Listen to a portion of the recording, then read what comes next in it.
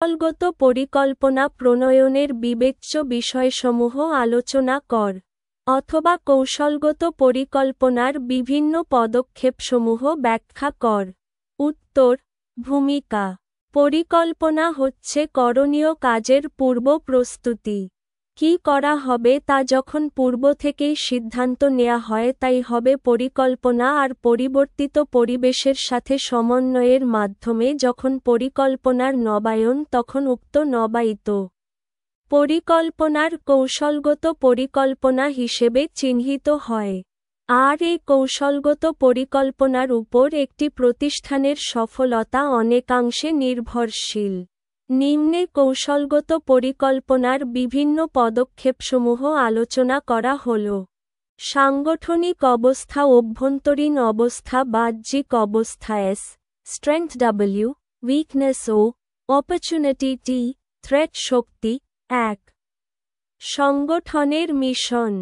কৌশলগত প্রণয়নে সংগঠনের মিশ্রণ সম্পর্কে জানা একান্ত জরুরি। প্রতিটি প্রতিষ্ঠানেরই নির্ধারিত মিশন থাকে এবং উক্ত মিশন থেকেই জানা যায় প্রতিষ্ঠানের প্রকৃতি, প্রতিষ্ঠান কোথায় পৌঁছাতে চায় ইত্যাদি। প্রতিষ্ঠানের মিশন বলে দেয় প্রতিষ্ঠানের কর্মী ব্যবস্থাপনা কিরূপ হবে এবং প্রতিটি কর্মীই প্রতিষ্ঠানের সাথে একযোগে কাজ করতে পারে। একটি প্রতিষ্ঠানের ভাবমূর্তিও প্রতিষ্ঠানের মিশন বর্ণনা থেকে জানা যায়। তাই মিশনকে সফলভাবে বাস্তবায়নের জন্য মিশনের মূল্যায়ন এবং পুনর্গঠন একান্ত জরুরি। কৌশলগত পরিকল্পনায় মিশনকে সংস্কারের মাধ্যমে পরিবর্তনশীল পরিবেশের উপযোগী করে তোলা হয়। 2. সংগঠনের উদ্দেশ্য। মিশন ও উদ্দেশ্যকে আমরা অনেক ক্ষেত্রেই এক হিসেবে চিন্তা করে থাকি, কিন্তু এদের মাঝে সূক্ষ্ম পার্থক্য রয়েছে। মিশন হচ্ছে স্থায়ী উদ্দেশ্য, আর উদ্দেশ্য হচ্ছে প্রতিষ্ঠান বিভিন্ন পদক্ষেপ গ্রহণের ফলে কী সুবিধা পেতে চাচ্ছে। প্রতিষ্ঠানের নির্ধারিত উদ্দেশ্য নির্ধারিত কাজকে প্রভাবিত করে। প্রতিষ্ঠানের উদ্দেশ্য সম্পর্কে স্টিভেন জে. স্কিনার বলেন, সংগঠনের উদ্দেশ্য স্থির করে দেয় সংগঠন কী করতে চায়। যেমন প্রতিষ্ঠানের উদ্দেশ্য হচ্ছে 10% বাজার শেয়ার বৃদ্ধি করা, কমপক্ষে 12% হারে সার্বিক মুনাফার্জন করতে হবে, আগামী 2 বছরে ক্রেতা সংখ্যা ও গ্রাহক সংখ্যা 2 লক্ষে পরিণত করা ইত্যাদি। এ পন্থা থেকেই প্রতিষ্ঠান কোম্পানির পণ্য উন্নয়নের উদ্দেশ্য স্থির করে। 3. সম্পদ বণ্টন। প্রতিষ্ঠানের সম্পদ যাই হোক না কেন এটি কখনো প্রতিষ্ঠানের চাহিদাকে অতিক্রম করতে পারে না।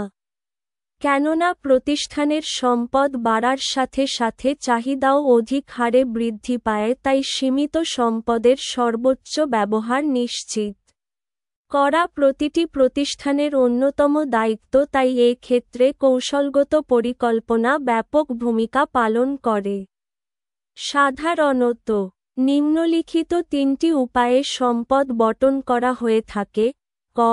কর্পোরেট বা যৌথ উন্নয়ন। এই জাতীয় সম্পদ বণ্টন সাধারণত মূলধন ব্যয় ক্ষেত্রে হয়ে থাকে। সংগঠন যখন সম্প্রসারণের কাজ হাতে নেয় এবং উন্নয়নমূলক পদক্ষেপ গ্রহণ করে তখন এই জাতীয় সম্পদ বণ্টনের প্রয়োজনীয়তা দেখা দেয়। খ. যৌথভাবে ব্যবহারের উদ্দেশ্যে সম্পদ বণ্টন। এ জাতীয় বণ্টনের ফলে সংগঠনের সকলেই সম্পদ ব্যবহার করার সুযোগ পায়। সাধারণত কম সম্পদের বেলায় এ ধরনের সুযোগ সৃষ্টি হয়। গ. বাজারজাতকরণ ইউনিট। একটি সংগঠন বিভিন্ন ইউনিটে বিভক্ত থাকে এবং প্রতিটি ইউনিটেরই কতিপয় নিজস্ব সম্পদের প্রয়োজন হয় যা প্রতিষ্ঠানকে অবশ্যই যোগাতে হয়। এক্ষেত্রে প্রতিটি ইউনিটে কার্যক্রমের গুণগত ও পরিমাণগত গুরুত্বের ভিত্তিতে সম্পদ বণ্টন করা হয়। উপসংহার। পরিশেষে বলা যায় যে উপর্যুক্ত উপাত্তটি উপাদানসমূহের যথাযথ বিবেচনার মাধ্যমে কৌশলগত পরিকল্পনাকে সফল করা সম্ভব, তাই বাজারজাতকারী প্রতিষ্ঠানের উচিত উপর্যুক্ত বিষয়ের পূর্ণ বিবেচনা এবং বিবেচনার পর সিদ্ধান্ত গ্রহণ।